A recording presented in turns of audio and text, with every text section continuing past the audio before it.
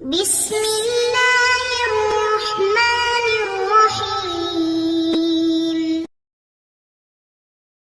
السلام علیکم ورحمۃ اللہ وبرکاتہ۔ امید ہے کہ آپ سب ایمان، صحت، عافیت اور برکت کے ساتھ ہوں گے۔ آج ہم سبق نمبر 47 کو پڑھیں گے، جس کا عنوان ہے استعارہ کا بیان۔ تو سب سے پہلے عبارت اور ترجمہ، اس کے بعد انشاءاللہ تفصیل پڑھیں گے۔ الاستعارة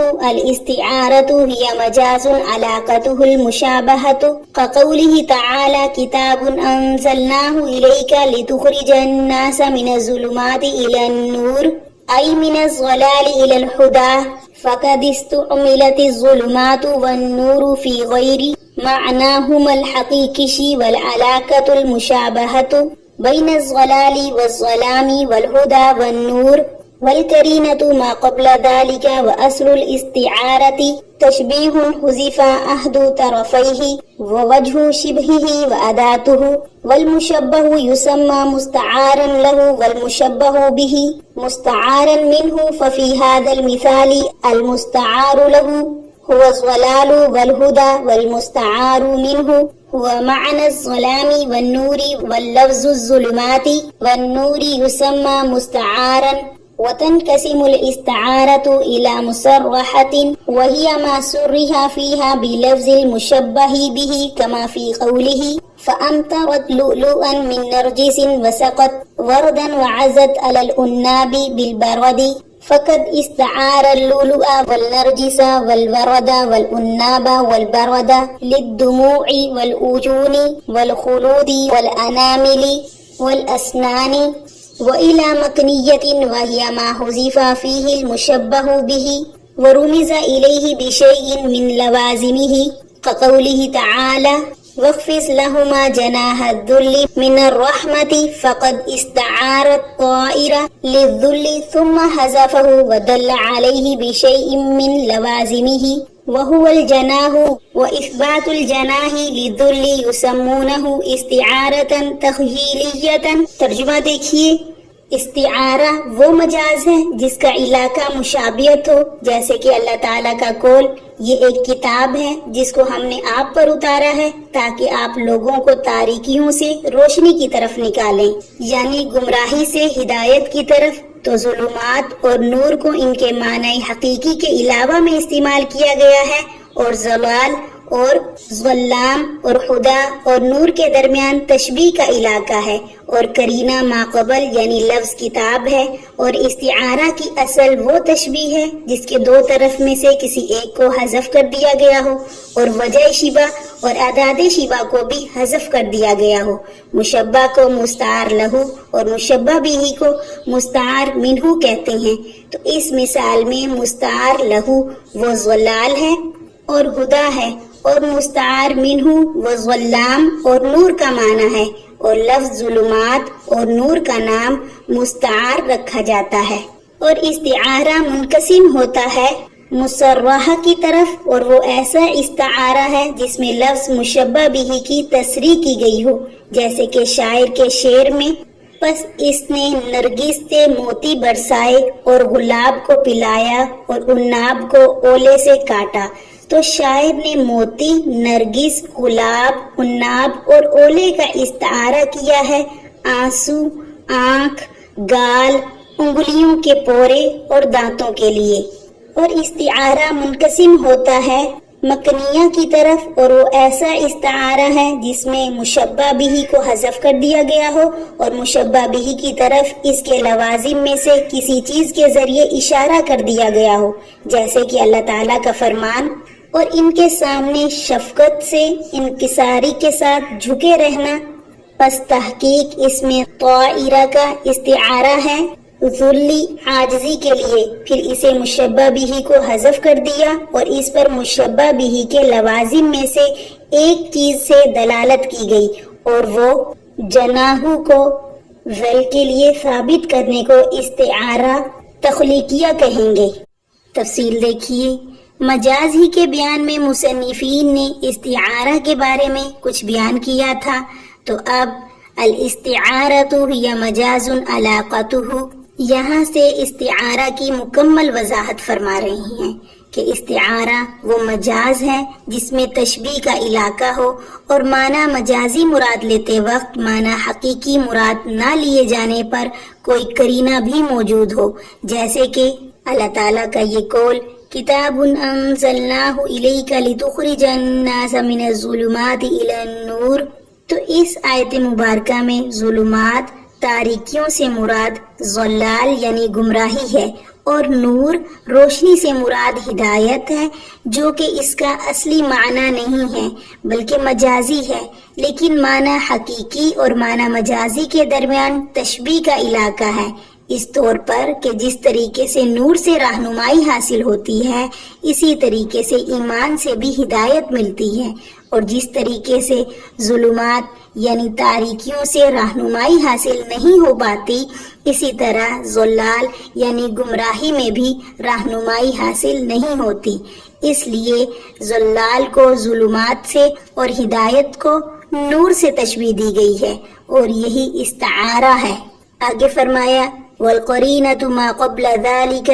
یعنی معنی حقیقی کو مراد لینے سے روکنے والی چیز من الظلمات الی النور سے پہلے کا ٹکڑا کتاب انزلناہ ہے، اس لیے کہ کتاب کے ذریعے ظاہری تاریکی سے روشنی کی طرف نکالا جائے۔ ایسا نہیں ہوتا، یعنی اس معنی میں کتاب مشہور اور معروف بلکہ مقصود ہی نہیں ہے۔ ہاں یہ ہوتا ہے کہ کتاب کے ذریعے لوگ راہ راست پر آ جائیں، یعنی کتاب کے لیے کفر اور ضلالت سے نکال کر ایمان اور ہدایت کے راستے پر گامزن کرنے کا معنی بالکل صادق ہے۔ آگے فرمایا وَأَصْلُ الْإِسْتِعَارَةِ، یعنی کہ اصل استعارہ تو یہ ہے کہ مشبہ اور مشبہ بھی میں سے کسی ایک کو حذف کر دیا جائے، اسی طرح وجہ شبہ اور حرف تشبیہ کو حذف کر دیا جائے تاکہ جنس مشبہ بھی میں مشبہ کے دخول کا دعویٰ صحیح ہو جائے۔ استعارہ کے اس اصل کی تفصیل انشاءاللہ آگے آپ پڑھیں گے۔ آگے فرمایا والمشبہ یسمى مستعارا، یعنی کہ استعارہ میں مشبہ کو مستعار لہو اور مشبہ بھی کو مستعار منہ کہتے ہیں۔ اسی طریقے سے وجہ شبہ کو وجہ جامع، اور جس لفظ کے ذریعے استعارہ کیا جائے یعنی جس لفظ کو معنی حقیقی سے معنی مجازی کی طرف منتقل کیا گیا ہو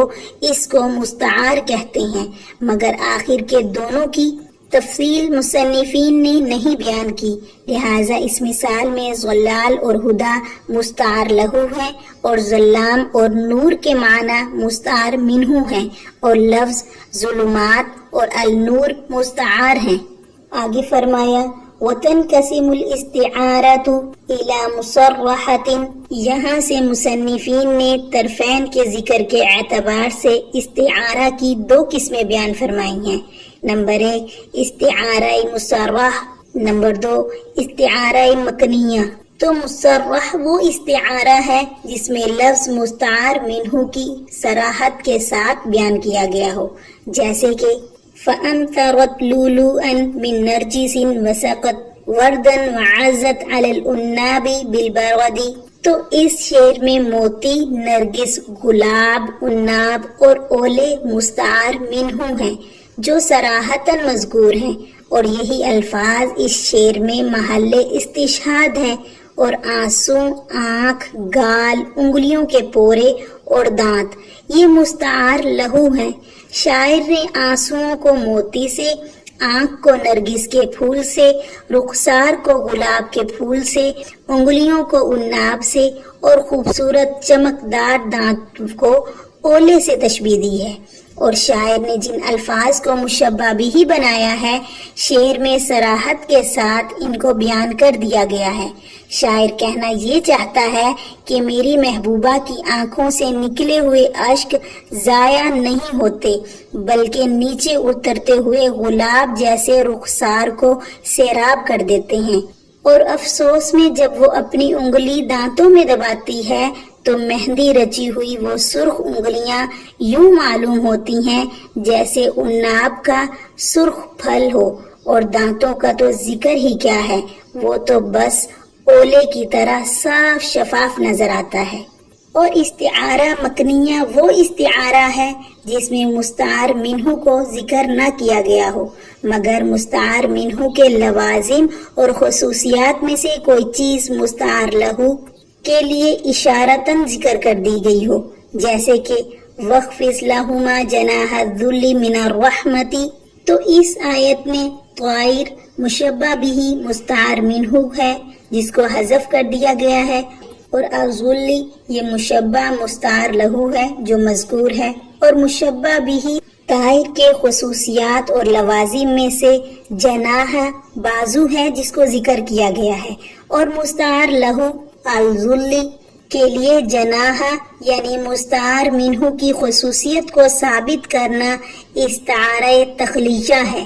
یعنی کہ خلاصہ یہ ہے کہ استعارہ مکنیہ وہ استعارہ ہے کہ متکلم ایک چیز کو دوسری چیز کے ساتھ اپنے دل ہی میں تشبیہ دے لے اور ارکان تشبیہ میں سے سوائے مشبہ مستعار لہو کے کچھ اور ذکر نہ کرے، البتہ مشبہ بھی کے لوازم میں سے کسی لازم کو ذکر کر کے مشبہ بھی کی جانب اشارہ کر دے، جیسے کہ اس مثال میں جناح کو ذکر کر کے مشبہ بھی یعنی طائر کی طرف اشارہ کر دیا، اور اگر مشبہ بھی کے لازم کی جانب صرف اشارہ ہی نہ کیا جائے بلکہ اس لازم کو مشبہ کے ساتھ ثابت بھی کر دیا جائے تو وہ استعارہ تخلیہ ہو جائے گا، جیسے کہ آیت مبارکہ میں جناح کو